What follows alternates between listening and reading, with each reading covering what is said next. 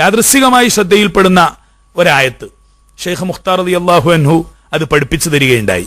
സൂറത്ത് യൂസുഫിൽ അള്ളാഹു ഇങ്ങനെ പറയുന്നു, വലമ്മാ ബലഗ അശുദ്ധഹു ആതൈനാഹു ഹുക്മൻ വഇൽമൻ വകദാലിക നജ്സിൽ മുഹ്സിനീൻ. സൂറത്ത് യൂസുഫിൽ യൂസുഫിനെ പറ്റി പറയുന്ന, സയ്യിദന യൂസുഫ് അലൈഹിസ്സലാമിനെ കുറിച്ച് പറയുന്ന, വലമ്മാ ബലഗ അശുദ്ധഹു, അദ്ദേഹത്തിന്റെ ശാരീരികമായ കെൽപ്പുള്ള പ്രായത്തിൽ എത്തിച്ചേർന്നപ്പോൾ, ആതൈനാഹു, അദ്ദേഹത്തിന് നാം നൽകി, ഹുക്മൻ, വിധികർത്തൃത്വം അല്ലെങ്കിൽ നുബുവത്തിനെ, വഇൽമൻ, ജ്ഞാനത്തെ, അറിവിനെ നൽകി, വകദാലിക നജ്സിൽ മുഹ്സിനീൻ, അതുപോലെ നാം മുഹ്സിനീങ്ങൾക്ക് പ്രതിഫലം നൽകാറുണ്ട്. ഇവിടെയും പരിഭാഷ വളരെ തമാശയാണ്. പരിഭാഷ എന്നല്ല, ഇതിനെ അവലംബിച്ച് പണ്ഡിതന്മാർ സംസാരിക്കുമ്പോഴും വകദാലിക നജ്സിൽ മുഹ്സിനീൻ, സൽക്കർമ്മം ചെയ്യുന്ന, സുഹൃതം ചെയ്യുന്ന, നല്ല ഭാഷ വശമുള്ളവരൊക്കെ ഒന്നുകൂടി മലയാളത്തിൽ സംസ്കൃതമാക്കി പറയുക എന്നല്ലാതെ അൽ മുഹ്സിനീൻ എന്നത് ഇസ്ലാമിനെയും ഈമാനിനെയും ഇഹ്സാനിനെയും ഉൾക്കൊണ്ട ദീൻ എന്ന പ്രൊജക്റ്റിനെ പരിപൂർണമായി പ്രാവർത്തികമാക്കുന്ന ഒരു വിഭാഗത്തെ പറ്റിയാണ് എന്ന് പറയുമ്പോഴല്ലേ അത് തിരിയൂ. ഇവിടെ വലമ്മാ ബലഗ അശുദ്ധഹു ഒന്ന്, ആതൈനാഹു ഹുക്മൻ വഇൽമൻ എന്നാണ് ഖുർആൻ പറയുന്നത്. എന്നാൽ ഇതേപോലെ ഒരായത്ത് വിശുദ്ധ ഖുർആനിൽ സൂറത്തുൽ ഖസസിൽ കാണാം, വലമ്മാ ബലഗ അശുദ്ധഹു വസ്തവ ആതൈനാഹു ഹുക്മൻ വഇൽമൻ വകദാലിക നജ്സിൽ മുഹ്സിനീൻ. അവിടെ ഒരു വസ്തവ എന്ന് അധികം കാണുന്നുണ്ട്. വലമ്മാ ബലഗ അശുദ്ധഹു, ഇത് സയ്യിദുന മൂസ അലൈഹിസ്സലാമുമായി ബന്ധപ്പെട്ട പരാമർശമാണ്. ഇവിടെ വസ്തവ എന്ന് മാത്രം അധികം കാണുന്നുണ്ട്. യൂസുഫ് അലൈഹിസ്സലാമിനെ പറ്റി പറഞ്ഞെടുത്ത് ശ്രദ്ധിക്കണം. വലമ്മാ ബലഗ അശുദ്ധഹു ആതൈനാഹു ഹുക്മൻ വഇൽമൻ, അവിടെയുണ്ട് വകദാലിക നജ്സിൽ മുഹ്സിനീൻ. എന്നാൽ സയ്യിദുന മൂസ അലൈഹിസ്സലാമിനെ പറ്റി പറഞ്ഞെടുത്ത് വലമ്മാ ബലഗ അശുദ്ധഹു, അദ്ദേഹത്തിന് ശാരീരികമായ കെൽപ്പും അല്ലെങ്കിൽ ഒരു പക്വതയുടെ പ്രായവും എത്തിയപ്പോൾ, അങ്ങനെയാണ് അർത്ഥം വെച്ച് വരുന്നത്. അങ്ങനെയാണ് തഫ്സീറുകളിലും പരിഭാഷകളിലും നാം പറയാറ്. വസ്തവ, അദ്ദേഹം സമപ്പെടുകയും ചെയ്തപ്പോൾ, ആതൈനാഹു, അദ്ദേഹത്തിന് നാം നൽകിയത് രണ്ടും സമമായിട്ടാണ് പറയുന്നത്. ഹുക്മൻ വഇൽമൻ, ഹുക്മ് നൽകി, നുബുവത്താണെങ്കിൽ അങ്ങനെ, ഹുക്മ് വിധികർത്തൃത്വം, വഇൽമൻ, ഇൽമ് അറിവും നൽകി, വകദാലിക നജ്സിൽ മുഹ്സിനീൻ, അതുപോലെ നാം മുഹ്സിനീങ്ങൾക്ക് പ്രതിഫലം കൊടുക്കും. വളരെ എളുപ്പത്തിൽ അർത്ഥം വെച്ച് പോകും. ഇവിടെയാണ് ഗുരു മുമ്പിൽ വെച്ചിരിക്കുമ്പോൾ മുമ്പൊരിക്കൽ, ഇതെന്തുകൊണ്ട് ഗുരു ഒരു സ്ഥലത്ത് വസ്തവ എന്ന് അധികം കാണുന്നു എന്ന ഒരു ചോദ്യം ഷെയ്ഖ് മുഖ്താർ റളിയല്ലാഹു അൻഹുവിന്റെ മജ്ലിസിൽ അൽ അസ്ഹർ യൂണിവേഴ്സിറ്റിയിലെ ഖുർആൻ പണ്ഡിതന്മാർ ഉൾപ്പെടെയുള്ള ആളുകൾ, ലോകത്തിന്റെ നാനാഭാഗങ്ങളിൽ നിന്നും വരുന്ന പണ്ഡിതന്മാർ, പരിശുദ്ധ ഖുർആനിന്റെ ആധ്യാത്മ തലങ്ങളെ പുറത്തേക്ക് പ്രകാശിപ്പിക്കുന്ന ആ ഗുരുവിന്റെ മുമ്പിൽ വെക്കാറുണ്ട്. ആ സദസ്സിൽ ഞാൻ ഉണ്ടായിരുന്നു.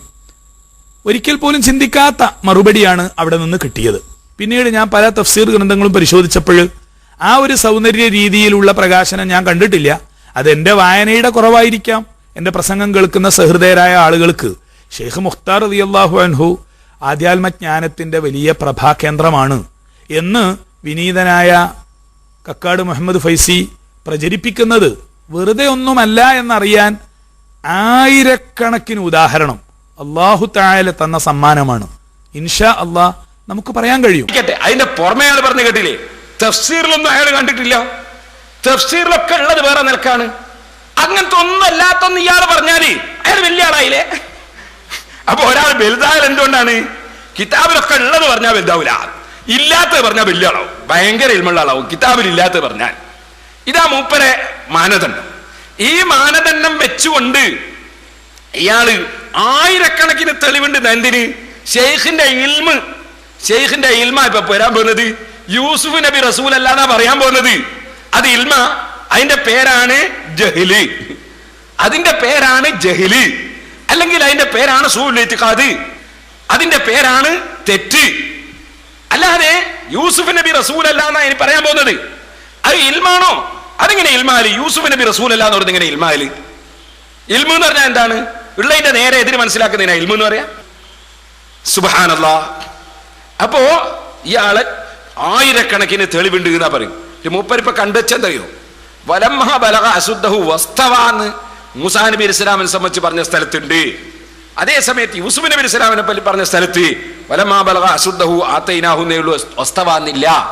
അപ്പൊ വസ്തവാന്ന് പറഞ്ഞുകൊണ്ട് കിട്ടിയെന്നാണ് മൂസാ നബി റസൂലായിരുന്നു, വസ്തവാന്ന് പറയാത്ത കൊണ്ട് കിട്ടിയെന്നാണ് യൂസുഫ് നബി റസൂലല്ല. ഇതപ്പോ എന്റെ രസം. ആയത്ത് ഞാൻ തൽക്കാലം ഇപ്പോഴേ പറയാൻ ഉദ്ദേശിച്ചതല്ല, ഗുരുവിൽ നിന്ന് കിട്ടിയ ആ മധുരം ഞാൻ പറയുന്നു. വലമ്മാ ബലഗ അശുദ്ധഹു ആതൈനാഹു ഹുക്മൻ വഇൽമൻ വകദാലിക നജ്സിൽ മുഹ്സിനീൻ.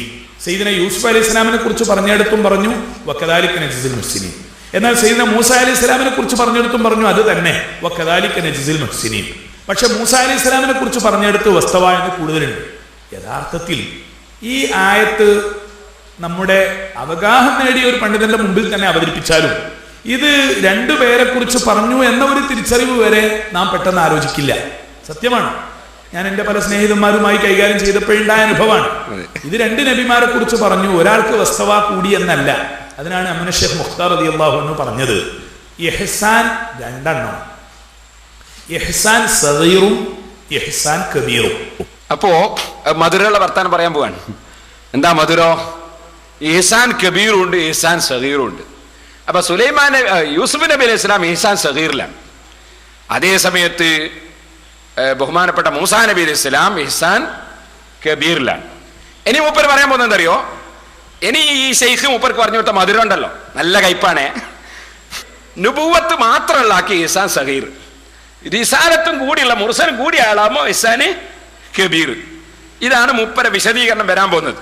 അപ്പൊ എന്താ, ഈ യൂസുഫ് നബി വെറും നബിയാണ്, റസൂലല്ല. മൂസാ നബി അലൈഹി സ്വലാം നബിയും റസൂലും ഉലുൽ അസ്മുമാണ്. അതുകൊണ്ടാണ് വസ്തവ എന്ന് പറഞ്ഞതെന്നാണ് മൂപ്പര് കണ്ടുപിടുത്തം. പുതിയ കണ്ടുപിടുത്തം ഷെയ്ഖിൽ നിന്നും മധുരം കിട്ടാൻ വന്ന്. അതൊന്ന് കേട്ടോളൂ നിങ്ങൾ. ഇതിന് മൂസാ അലൈഹി സ്വലാമിന്റെ വറാഹത്ത് ലഭിച്ച ഒരു വലിയ ഉണ്ടാകും. ഇവിടെ വ്യത്യാസം എന്താണ്? സയ്യിദന മൂസാ അലൈഹിസ്സലാം നബിയായിരുന്നു, റസൂലായിരുന്നു, ഉലുൽ അസ്മായിരുന്നു. അപ്പൊ ഈ റിസാലത്തിന്റെയും ഉലുൽ അസ്മ എന്ന ഉന്നത പദവിയുടെയും അവസ്ഥയെ സൂചിപ്പിക്കാനാണ് വലമ്മാ ബലഗ അശുദ്ധഹു. അവിടെ കായികമായ ഫലം എന്നൊരിക്കലും അർത്ഥം ഇല്ല. അവിടെ അർത്ഥം അള്ളാഹുവുമായുള്ള സമ്പർക്കത്തിൽ അവന്റെ ദീനിനെ ശരീഅത്തിനെ ഉചിതമാം വിധം എത്തിക്കാൻ പറ്റുന്ന എന്തെല്ലാം യോഗ്യതകളുണ്ടോ അതെല്ലാം അദ്ദേഹം എത്തിച്ചപ്പോൾ വസ്തവ രണ്ടാമത്തെ ഒന്നുകൂടി ഇൻസേർട്ട് ചെയ്തു. ബലഗ അശുദ്ധഹു എന്ന അവസ്ഥക്ക് പുറമെ വസ്തവ എന്ന ഒരവസ്ഥ കൂടി സയ്യിദന മൂസാ അലൈഹിസ്സലാമിലേക്ക് അധ്യാത്മമായി അല്ലാഹു തആല സന്നിവേശിപ്പിച്ചു. അങ്ങനെ വന്നപ്പോൾ ആതൈനാഹു ഹുക്മൻ വഇൽമ ലഭിക്കുന്നത് അത് തന്നെ. പക്ഷെ ഇവിടെ അർത്ഥം ഹുക്മിന് വേറെ ഇൽമിന് വേറെ.